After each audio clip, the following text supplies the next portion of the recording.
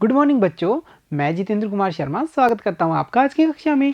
आज की कक्षा में बच्चों हम पढ़ने वाले हैं कक्षा 5 की पर्यावरण अध्ययन की पुस्तक अपना परिवेश का 12वां अध्याय, जिसका नाम है गंदा पानी फैलाए रोग। प्यारे बच्चों, इस पाठ के 2 भाग हमने पिछली कक्षा में पढ़े, जहां हमने ये जाना कि जो पानी के स्रोत हैं वो कैसे गंदे होते हैं, उन सभी कारणों को हमने जाना। साथ ही साथ हमने ये भी जाना कि जो ठहरा हुआ पानी है उसमें मच्छर विकसित होते हैं, और ये मच्छर हमने गिफ्ट में क्या देते हैं, कौन सी बीमारी देते हैं, ये हमें फैलाते हैं मलेरिया बीमारी।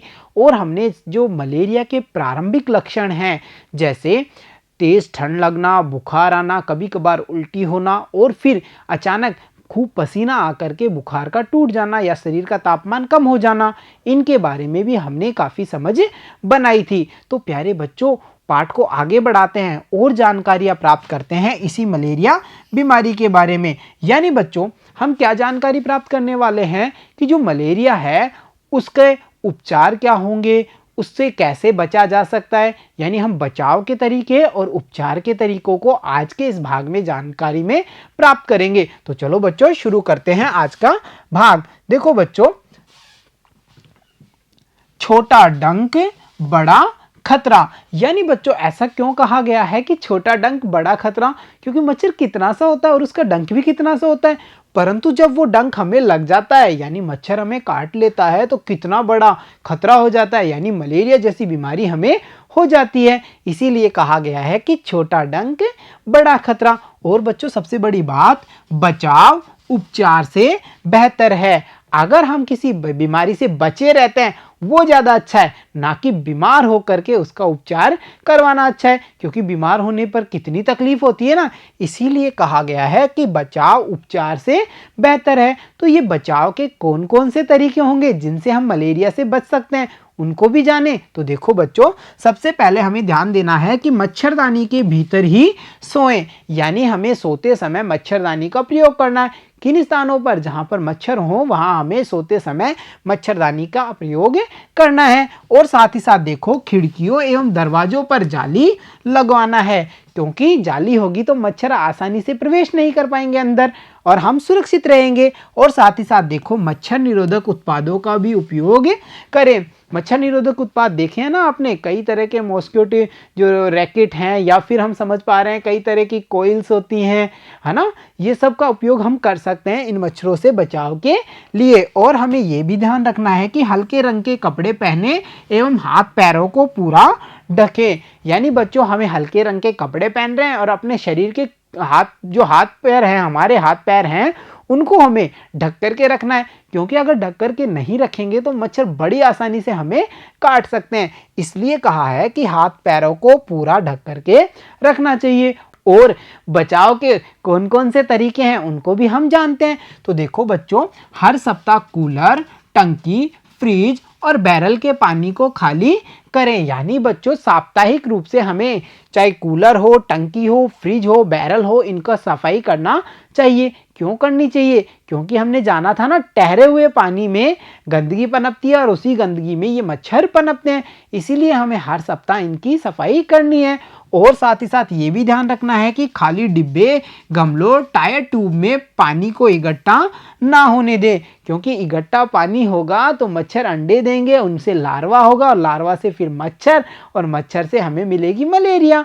इस वजह से बच्चों, खाली डिब्बे, गमलों और टायर ट्यूब में पानी को इकट्ठा नहीं होने देना है। और साथ ही साथ देखो, किसी भी प्रकार का बुखार होने पर तुरंत चिकित्सक से संपर्क करना चाहिए, लापरवाही नहीं करनी है। अगर किसी भी प्रकार के बुखार के या मलेरिया के लक्षण हमें आते हैं तो हमें तुरंत चिकित्सक से संपर्क करना है। तो हमने जाने जो मलेरिया रोग है उसके बचाव के विभिन्न तरीकों को। अब चलो बच्चों, एक बार फिर से जानते हैं कि जो मलेरिया रोग है उसके कौन कौन से लक्षण हैं। तो देखो बच्चों, इसके लक्षण हैं बुखार आना, उल्टियां आना, इसके अलावा सर्दी लगना, लाल चकत्ते होना। लाल चकत्ते मतलब शरीर पर लाल लाल दाने दिखाई देंगे। साथ ही साथ देखो बच्चों, कमर, सिर, बदन आंख, मांसपेशियों एवं जोड़ों में दर्द होना, यानी शरीर में कहीं भी दर्द होना, ज़्यादा दर्द हो तो हमें समझ में आता है कि ये मलेरिया के लक्षण हैं। तो ये सब वो लक्षण हैं बच्चों जो हमें ये बताते हैं, ये इशारा करते हैं कि शायद हमें मलेरिया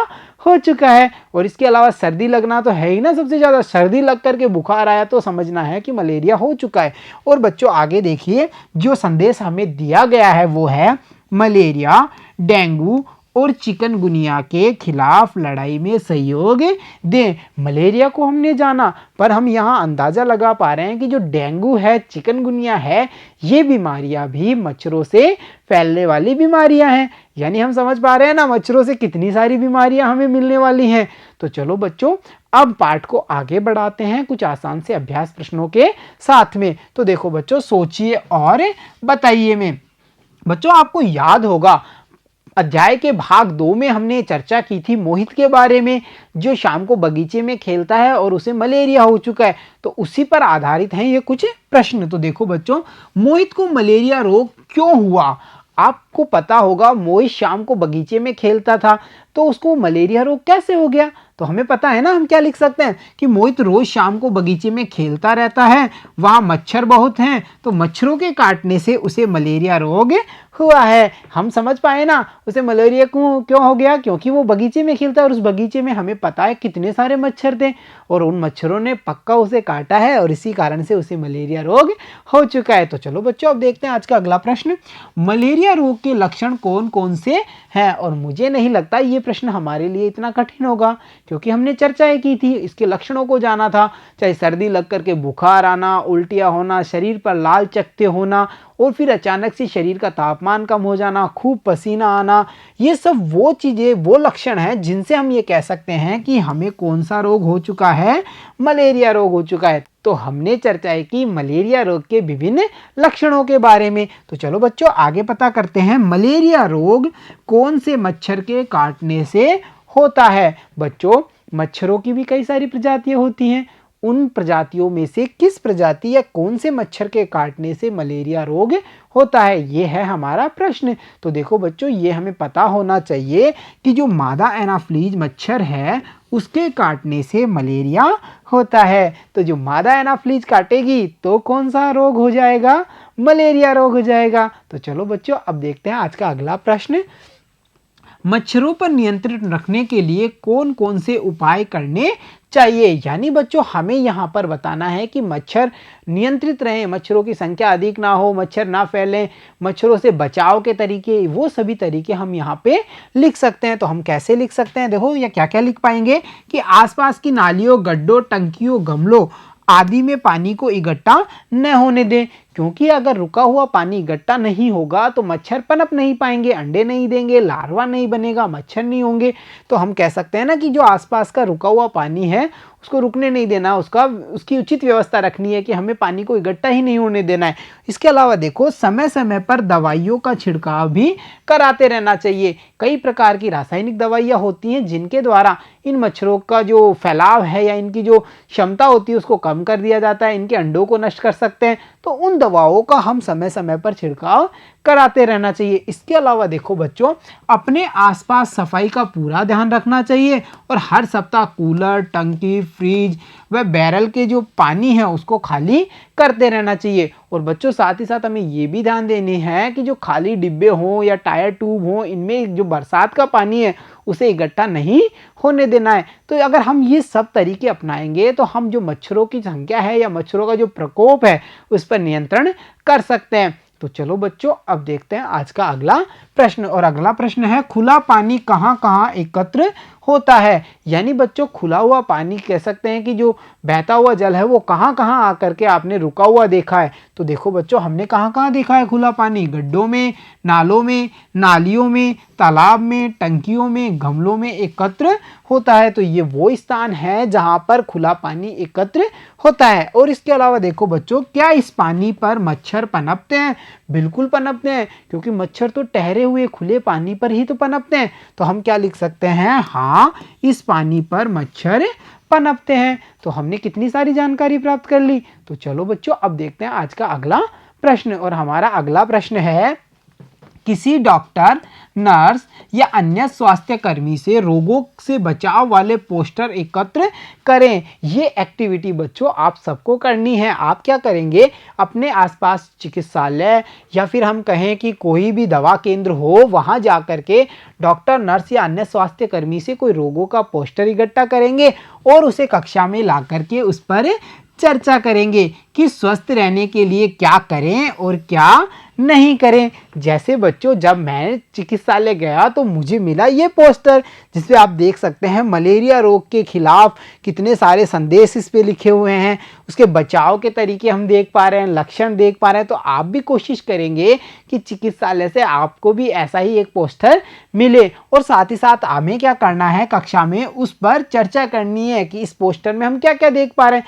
जैसा बच्चों इस पोस्टर में हम क्या क्या देख पा रहे हैं, यहाँ पे मैंने उसके बारे में चर्चा की है। स्वस्थ रहने के लिए हमें अपनी आसपास की साफ सफाई रखनी चाहिए, गंदगी नहीं करनी चाहिए, और हो सके तो जो ठहरा हुआ पानी है उसका निकास की व्यवस्था करनी चाहिए, समय समय पर दवाई छिड़कनी चाहिए। ये सब वो बातें हैं बच्चों जो मुझे इस पोस्टर में दिखाई दी और मैंने उनको यहाँ पर लिखा है। ऐसे ही आप भी अपने आसपास के चिकित्सालय में जाकर के ऐसे रोगों से संबंधित पोस्टर को इकट्ठा करेंगे, उस पर कक्षा में चर्चाएं करेंगे और उसकी ऐसे सारणी तैयार करने की कोशिश करेंगे। तो प्यारे बच्चों, आज की कक्षा में हमने जाना मलेरिया रोग के बारे में, इसके बचाव के बारे में, इसके लक्षणों के बारे में। साथ ही साथ हमने ये भी चर्चा की कि जो मच्छर हैं वो रुके हुए पानी में पनपते हैं, इसीलिए हमें रुके हुए पानी की निकास की उचित व्यवस्था करनी चाहिए। तो इसीलिए कहा गया है ना, बचाव उपचार से बेहतर है। तो प्यारे बच्चों, आज की कक्षा में इतना ही। मिलता हूं आपसे अगली कक्षा में, तब तक के लिए धन्यवाद बच्चों।